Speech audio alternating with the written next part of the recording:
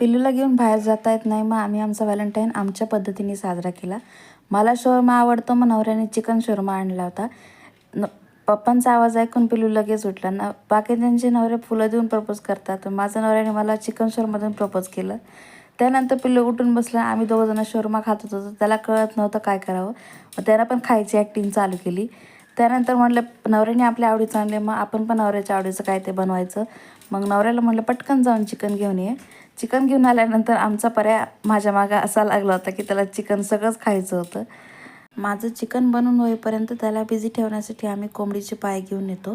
कोंबडीचा पाय त्याच्यासमोर टाकल्यानंतर तो 1-2 तास त्याच्याशी खेळत बसतो. मग मी पटापट चिकनची तयारी चालू केली. चिकनची तयारी चालू करेपर्यंत पर्याकडे बघत बसले होते. तो कसा खेळतोय, तो खूप छान खेळत बसतो त्याच्यासोबत. 1-2 तास तो आमच्याकडे बघत नाही. मग पटापट चिकनची भाजी बनवायला घेतली. चिकन मॅरिनेट करून घेतलं.